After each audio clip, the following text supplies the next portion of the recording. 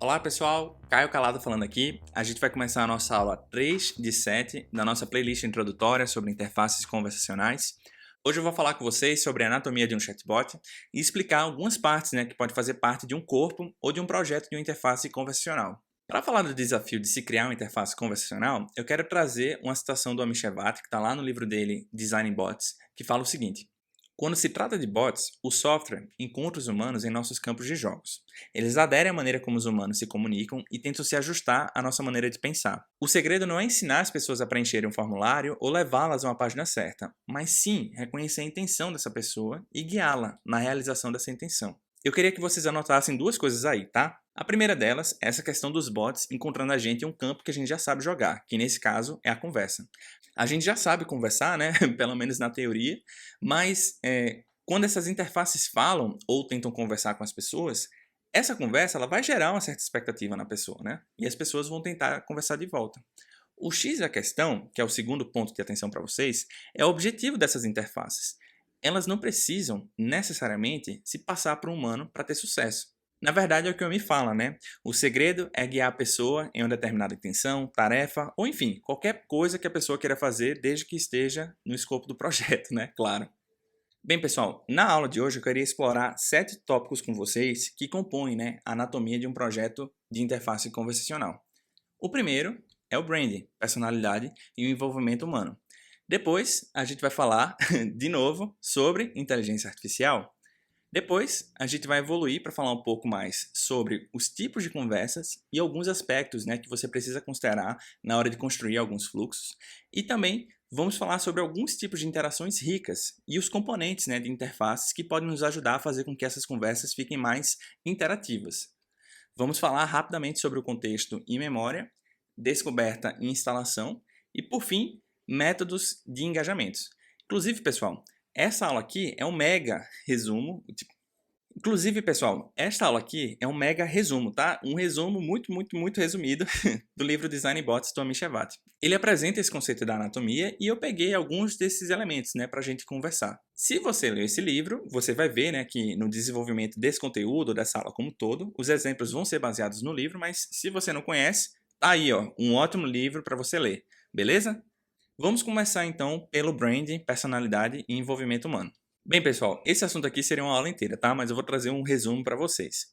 Na hora que você for desenvolver um projeto conversacional, principalmente no início, você vai se deparar com 4 aspectos chaves em relação à personalidade, avatares, nome e principalmente as estratégias, de intervenção humana. Não tem uma ordem específica, tá, pessoal? Mas uma coisa meio que vai puxando a outra, tá? E se eu pudesse sugerir alguma coisa, a primeira coisa que você vai começar é pela personalidade. Nessa hora, você vai precisar definir o tipo de personalidade que seu bot vai ter. Para tomar essa decisão, você precisa considerar a audiência, o tipo de tarefa e principalmente a marca, que esse bot vai estar representando. O bot, pessoal, ele precisa ser uma personalidade alinhada com a marca. Depois, certamente você vai ter discussões sobre os logos, ícones e até mesmo os avatares, do seu chatbot. Esses elementos eles vão ajudar a identificar o bot e também pode influenciar um pouco na percepção da marca aqui, Então, você pode considerar questões como idade, gênero e até mesmo alguns outros atributos humanos ou até mesmo da marca, Outro ponto importante é o nome ou a nomeação da sua interface conversacional. Bem, uma boa prática é ter um nome fácil e que remeta à marca, que você esteja trabalhando. E pode ter o nome de uma pessoa também, tá, pessoal? Mas isso não é fator-chave para o sucesso. Por exemplo, a Magalu da Magazine Luiza. É um nome meio que apelido, mas remete muito bem à marca. Outra é a Nath, da Natura, um apelido de uma pessoa, que também remete tanto à marca quanto o nome de uma pessoa também, Mas, enfim, eu acho que vocês pegaram a ideia como um todo. Por fim, é hora de discutir essa questão da intervenção humana. E aqui, pessoal, a gente precisa dividir em 2 partes. Uma é pensar nas estratégias, que façam com que o transbordo humano aconteça. E se tiver alguém aqui que não sabe o que é transbordo humano, o transbordo humano é quando a gente desliga o bot e passa para uma pessoa real, que é como se fosse o time de atendimento atender você. O outro ponto a ser considerado é ter uma pessoa, ou um time, revisando os conteúdos e as conversas que esse bot teve. Dessa forma, você pode melhorar o bot, com o passar do tempo e a partir dessa análise. Bem, nosso próximo tópico é a inteligência artificial. Para eu conseguir explicar isso de uma forma bem resumida, eu queria trazer 2 citações do livro do Amish Shevat. A primeira delas fala sobre os benefícios, que fala o seguinte: dependendo do caso de uso e do tipo de conversa, a inteligência artificial pode ser a chave para o sucesso do seu serviço. facilitando a compreensão da linguagem natural, a otimização da conversa e muitos outros aspectos das interações do bot. Já a segunda citação fala um pouco sobre o desafio, de se trabalhar com inteligência artificial.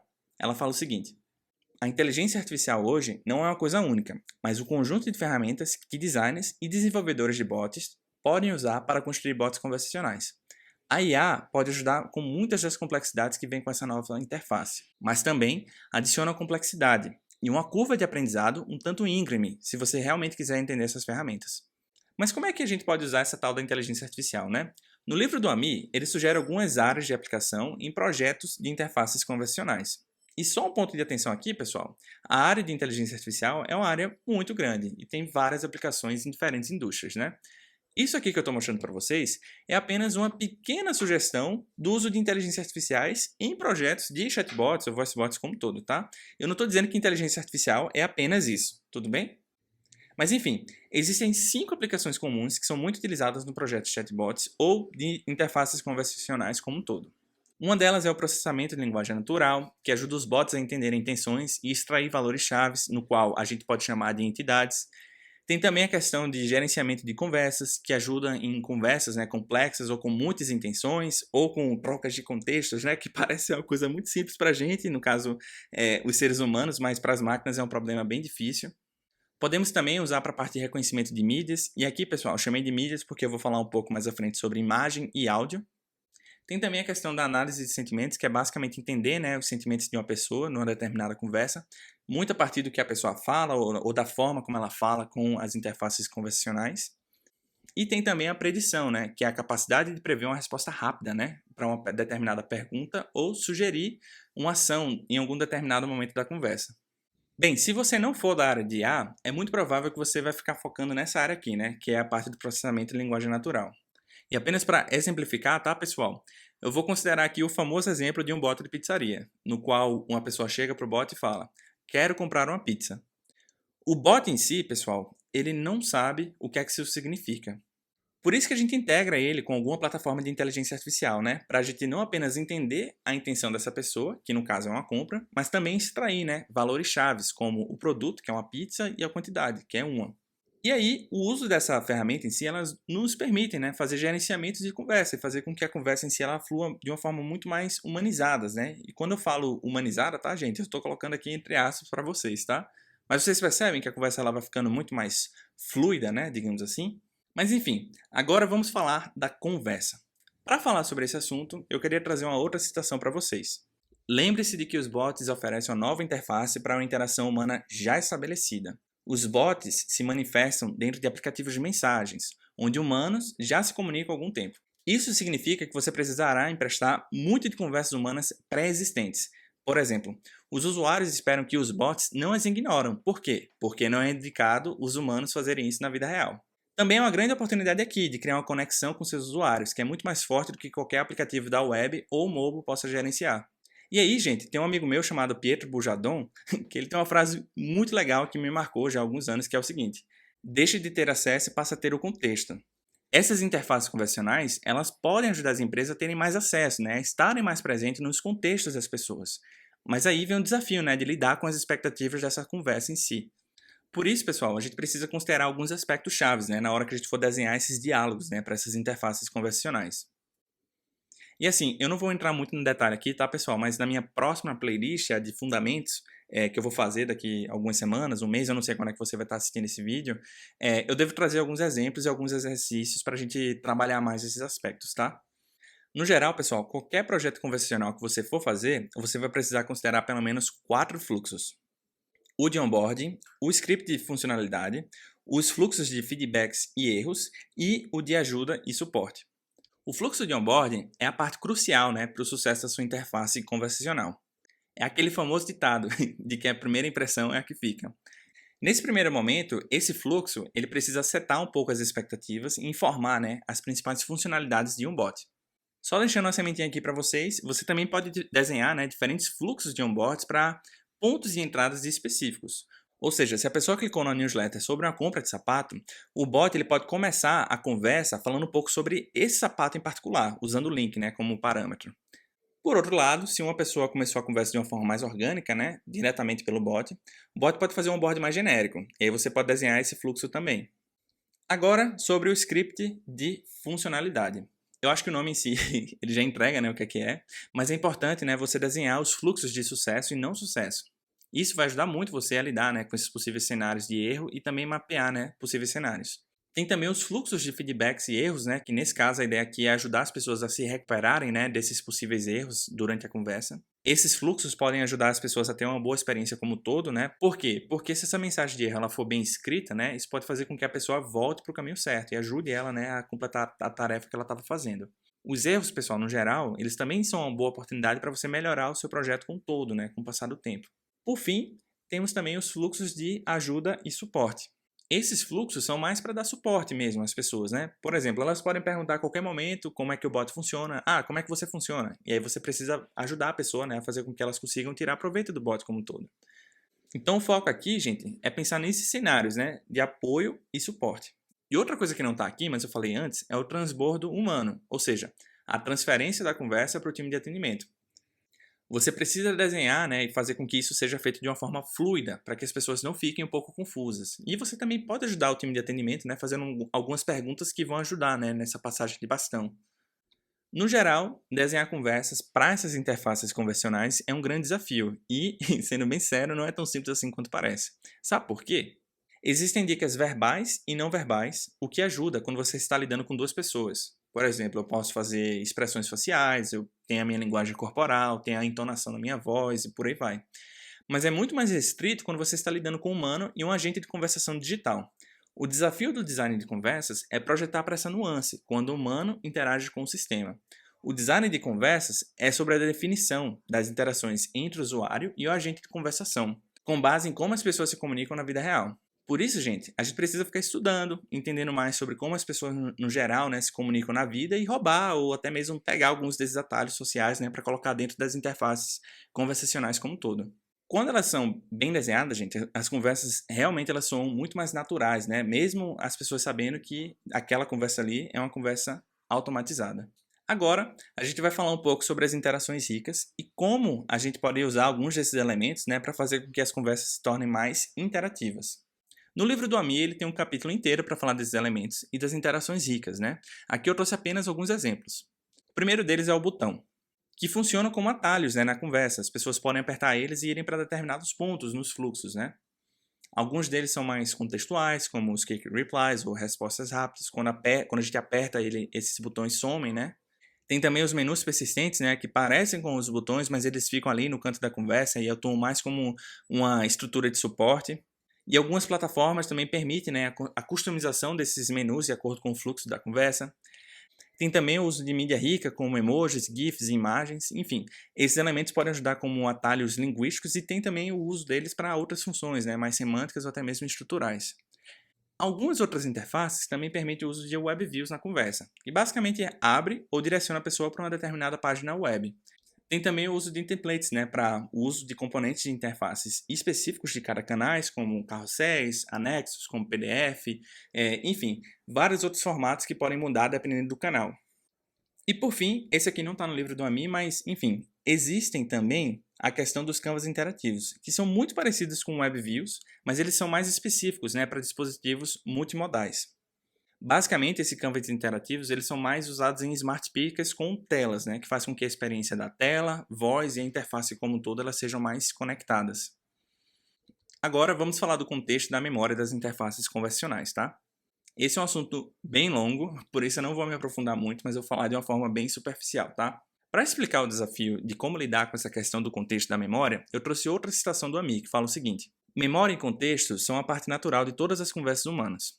Memória e contexto são a parte natural de todas as conversas humanas. Temos o entendimento implícito de que nossa contraparte na conversa se lembra do que dissemos um minuto atrás, ou que eles sabem que agora estamos falando sobre carros, ou que eles têm uma compreensão do fio de pensamentos amarrados em uma conversa, né?